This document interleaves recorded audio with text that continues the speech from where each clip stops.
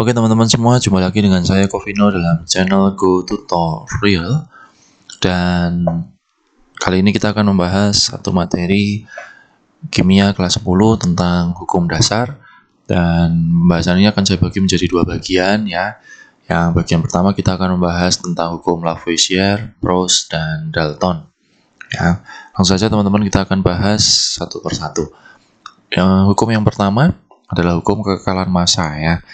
Hukum kekekalan massa ini dirumuskan oleh Anthony Laurent Lavoisier dan intinya bunyinya sederhana. Massa zat sebelum reaksi dan sesudah hasil reaksi akan selalu sama ya. Di sini dicontohkan sederhana aja teman-teman. Jadi kalau kita punya logam merkuri 530 gram dengan direaksikan dengan oksigen 42,4 gram, maka ini kalau dijumlahin akan menghasilkan 572,4 gram ya. Jadi artinya cara sederhana aja bahwa misalkan kita mereaksikan 3 gram ditambah 2 gram hasilnya akan menjadi 5 gram. Ini dirumuskan oleh Lavoisier ya, atau kita kenal dengan hukum kekekalan massa. Nah, hukum ini biasanya akan digunakan bersamaan dengan hukum perbandingan tetap yang dirumuskan oleh Joseph Louis Proust ya, atau kita kenal dengan hukum Proust. Nah, hukum Proust ini berbunyi seperti ini. Jadi perbandingan massa unsur-unsur yang membentuk senyawa selalu tetap. Artinya ketika senyawa itu dibentuk melalui unsur-unsur, misalkan ini C dengan O membentuk CO2, itu pasti punya perbandingan yang sudah paten teman-teman. Jadi nggak asal kita mereaksikan sekian gram C dengan sekian gram O langsung hasilnya mesti sesuai. Saya ibaratkan kalau teman-teman misalkan mau buat kue, kan kalau tepung sama gulanya itu enggak dengan perbandingan yang pas, pasti hasilnya juga enggak pas juga ya. Nah, seperti itu. Jadi intinya bahwa senyawa terbentuk dari perbandingan yang tetap dari unsur-unsurnya. Nah, hukum Lavoisier dan hukum Proust ini kita terapkan dalam soal yang biasanya akan diterapkan secara bersamaan. Contoh soal yang pertama ini teman-teman. Sebanyak 2,4 gram magnesium dibakar dalam oksigen berlebihan ternyata terbentuk 4 gram magnesium oksida. Ya, di sini kita tidak akan membahas tentang reaksinya seperti apa. Kita hanya intinya kita tuh punya magnesium dengan oksigen ya. Dan nanti akan membentuk, anggap aja ini magnesium oksida lah gitu ya. Oke. Nah, di sini direaksikan 2,4 gram. Oksigennya nggak tahu. Ternyata di sini terbentuk 4 gram magnesium oksida.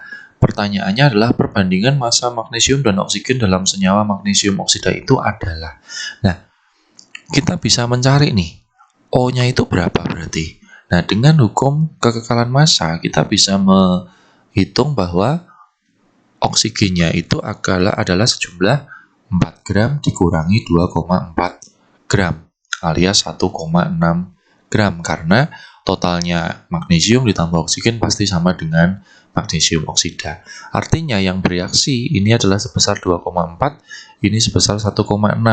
Kalau perbandingan ini kita buat sederhana ya, anggap aja misalkan kita bagi dengan 0,8, maka akan terjadi perbandingan 3:2. Jadi perbandingan massa magnesium dan oksigen dalam senyawa magnesium oksida itu adalah 3:2.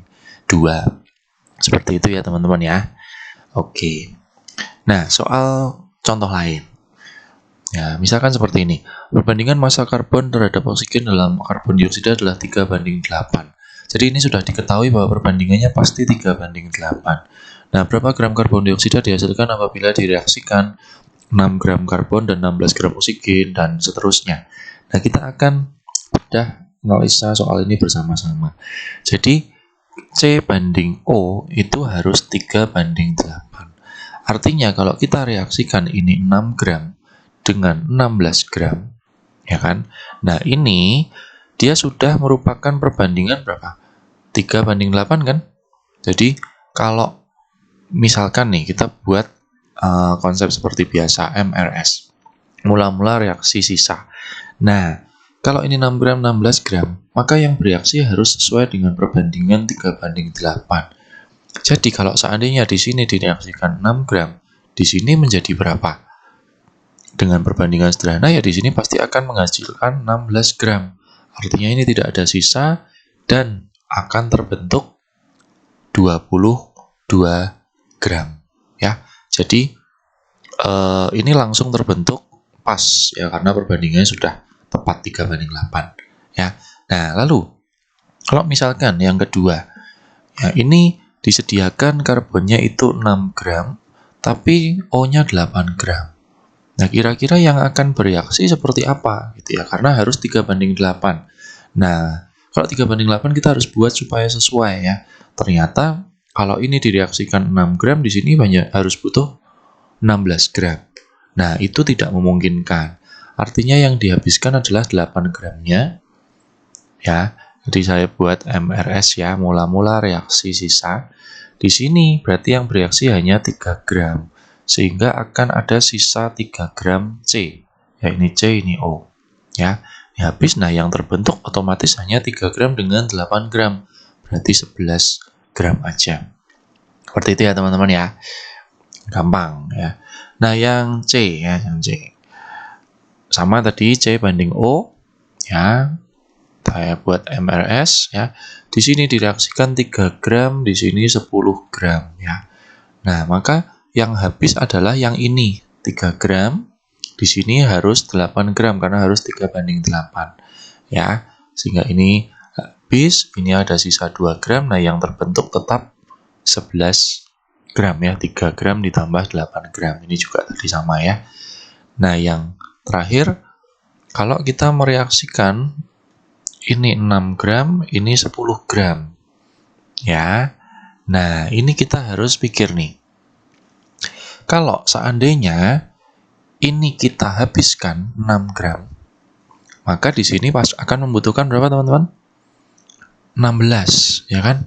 Nah, ini tidak cukup, teman-teman. Karena tersedianya 10 gram kok mau bereaksi 16 gram. Mana bisa, ya kan? Berarti yang habis bukan C-nya, tetapi O-nya ya. Jadi, itu bisa kita simpulkan. Mungkin ada yang bertanya dari tadi, loh kok yang habis 3 bukan yang 10? Ya, caranya seperti itu. Jadi, kita mencoba menghabiskan salah satu dulu, baru nanti apakah yang komponen satunya mencukupi apa tidak. Ya, ini kita gantian, yang kita habiskan adalah 10 gram. Ya, 10 gram. 10 gram untuk 8 bagian. Berarti yang di sini akan membutuhkan 3/8 kali 10. 3/8 kali 10 itu sekitar 3,75 gram. Sehingga nanti memang ini ada sisa 2,25 gram, ini habis. Nah, yang terbentuk itu adalah 13,75 gram ya. Didapat dari 3,75 ditambah 10. Oke, mudah-mudahan jelas teman-teman ya. Jadi cara mencari perbandingannya itu perbandingan yang sederhana ya teman-teman. Jadi kalau 3:8, di sini berapa, di sini berapa, saya pikir teman-teman pasti tahu ya. Nah, itu tentang macam-macam soal hukum Lavoisier dan Proust. Satu hukum lagi yang akan kita bahas di sini adalah hukum perbandingan berganda yang dirumuskan oleh John Dalton atau kita kenal dengan hukum Dalton. Nah, hukum ini bunyinya agak rumit. Jika dua jenis unsur bergabung membentuk lebih dari satu senyawa, dan jika massa salah satu unsur dalam senyawa tersebut sama, sedangkan massa unsur lainnya berbeda, maka perbandingan massa unsur lainnya dalam senyawa tersebut merupakan perbandingan bulat sederhana. Ya kan? Susah amat unsurnya. Nah, susah amat hukumnya ya. Nah, kita terapkan langsung dalam soal saja supaya teman-teman tahu. Karena kenyataannya soalnya tidak susah. Jadi intinya, kalau ada unsur A dan B membentuk dua macam senyawa, yaitu senyawa 1 dan 2, fraksi massa A dalam senyawa itu berturut-turut 7/15 dan 7/11. Jika massa A dalam kedua senyawa itu sama, tentukan perbandingan massa B dalam kedua senyawa itu. Nah, ceritanya gini sih, intinya hukum Dalton itu dia akan bicara ada dua unsur yang membentuk minimal dua macam senyawa. Ya. Nah, saya gambarkan seperti ini. Jadi A dan B membentuk dua macam senyawa. Fraksi A dalam senyawa itu berturut-turut 7/15. Jadi di senyawa 1 fraksi A-nya adalah 7/15. Di senyawa 2 7/11. Berarti artinya kalau kita mencari B-nya, nah B-nya ini tinggal di sisanya karena fraksi itu satu bagian. Jadi kalau ini 7/15, B-nya 8/15. Kalau ini 7/11, B-nya 4/11. Artinya, perbandingan A banding B itu itu sama aja 7:8 dan 7:11 ya. Ini tetap perbandingan A dengan B. Nah, di sini dikasih tahu nih, jika massa A dalam kedua senyawa itu sama, jadi A-nya harus kita buat supaya sama. Kebetulan sudah sama. Jadi A-nya itu sudah 7:7. Artinya perbandingan B-nya adalah ini, teman-teman. 8:11 ya. Jadi karena A-nya sudah sama. Nanti kalau A-nya belum sama ya kita harus samakan dulu.